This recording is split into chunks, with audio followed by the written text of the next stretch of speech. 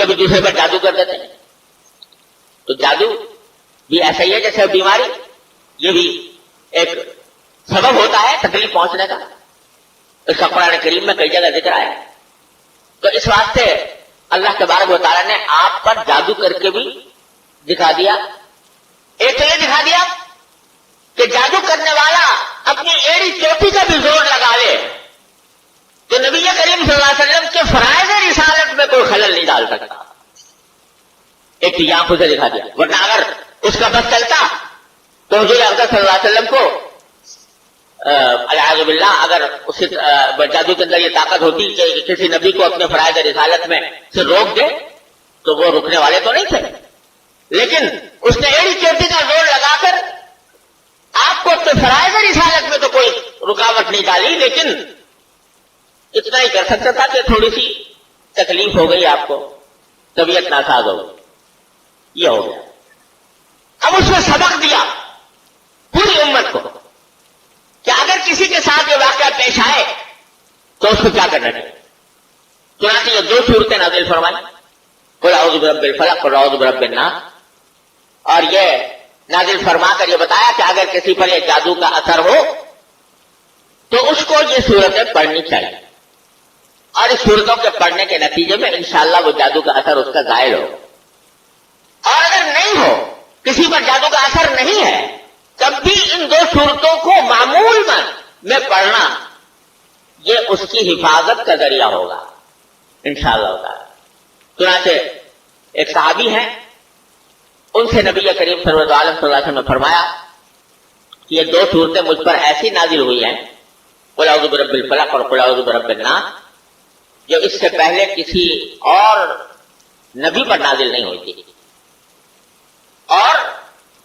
میں تم کو وصیت کرتا ہوں کہ تم صبح شام اس کو پڑھا کرو، صبح کو بھی پڑھو اور شام کو بھی پڑھو. تو اللہ تبارک و تعالیٰ تمہیں بلاؤں سے، آفتوں سے، مصیبتوں سے انشاءاللہ محفوظ رکھے. اور خود نبی کریم سرور عالم صلی اللہ علیہ وسلم کا معمول یہ تھا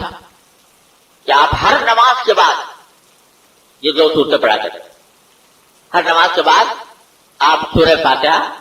آیت الکرسی اور شہید اللہ انہ لا الہ الا ہو، یہ سورہ بقرہ کی کچھ آیتیں، اور سورہ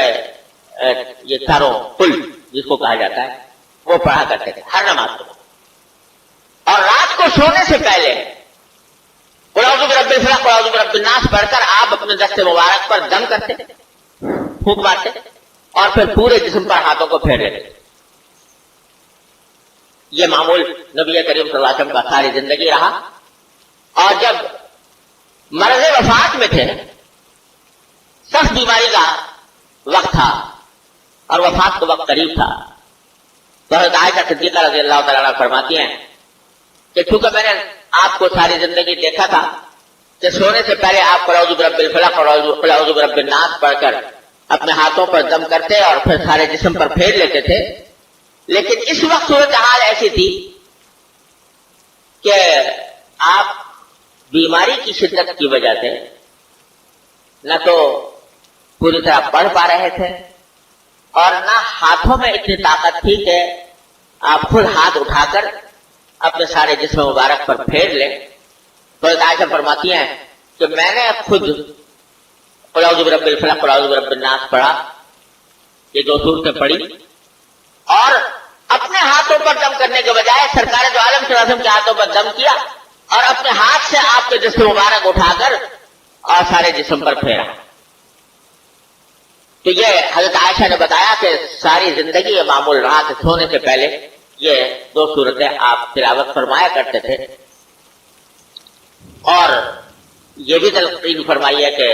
صبح کو بھی پڑھو اور شام کو بھی پڑھو، اللہ تبارک و تعالیٰ انشاءاللہ حفاظت فرمائے. تو یہ ہے اس پوری دونوں صورتوں کا نازل ہونے کا پس منظر اور ان کا شان نزول. تو اللہ تبارک و تعالیٰ نے یہ بتا دیا کہ جب کسی کو ایسی صورت پیش آئے یا پیش آنے کا اندیشہ ہو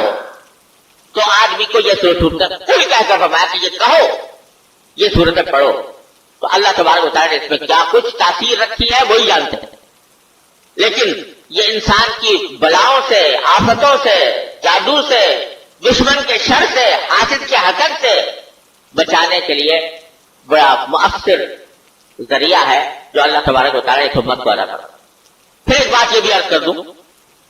کہ نبی کریم صلی اللہ علیہ وسلم کو فرشتوں کے ذریعے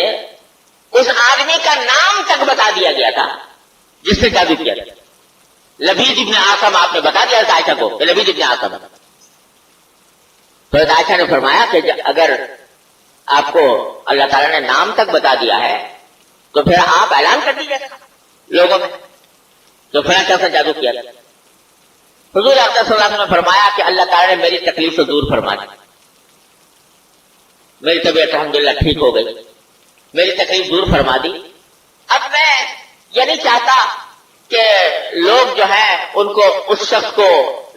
زیادہ تکلیف پہنچائیں، یعنی اگر میں نام کا اعلان کر دوں گا تو وہ صحابہ کرام جو سرکار دو عالم صلی اللہ علیہ وسلم کے جانثار تھے، آپ کے پسینے کے قطرے پر خون کے قطرے بہانے کو تیار تھے، وہ اس کو پتہ نہیں کیا سزا دیتے، اس کو مار دیتے، قتل کر دیتے، یا اس کے ساتھ کوئی ایسا سلوک کرتے۔ حضور اقدس صلی اللہ علیہ وسلم فرمایا کہ میں یہ شر پیدا نہیں کرنا چاہتا، بس اللہ نے میری تکلیف دور کر دی، یہ کافی۔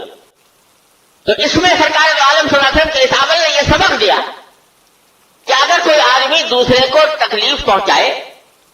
یا دوسرے کے ساتھ دشمنی عداوت کا معاملہ کرے تو اگرچہ شریعت نے حق دیا ہے اس کو بدلہ لینے کا اور اس کو سزا دلوانے کا، لیکن اگر وہ نظر انداز کر دے اور بدلہ نہ لے تو یہ بڑے انبیاء کرام کا طریقہ ہے، یہ سرکار دو عالم صلی اللہ علیہ وسلم کی سنت ہے کہ ٹھیک ہے ایک آدمی نے اب دشمنی کی تھی، اللہ تبارک و تعالیٰ نے اس کی دشمنی کے اثر کو ظاہر کر دیا، اس سے بچا لیا،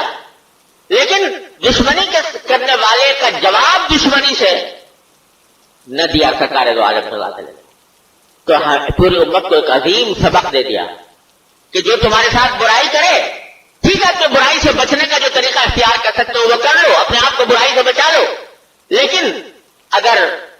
باوجود ہے کہ تمہیں حق ہے کہ اس سے بدلہ لو، لیکن اگر بدلہ نہ لو گے تو تمہارے لیے اجر و ثواب کا بہت بڑا ذخیرہ اللہ تبارک و تعالیٰ کیا موجود ہوگا۔ یہ اللہ تعالیٰ نے قرآن کریم میں بھی حکم دیا ہے کہ برائی کو اچھائی کے ساتھ دفع کرو، تو یہ ایک عظیم سبق سرکار دو عالم صلی اللہ علیہ وسلم کے اس واقعے میں یہ بھی امت کو دیا گیا ہے۔ اللہ تبارک و تعالیٰ اپنے فضل و کرم سے، اپنی رحمت سے ہمیں سرکار دو عالم صلی اللہ علیہ وسلم کی تمام سنتوں پر عمل کرنے کی توفیق عطا فرمائے۔ باقی تفسیر انشاءاللہ اللہ نے زندگی دی تو اگلے جمعہ میں۔ وآخر دعوانا الحمدللہ۔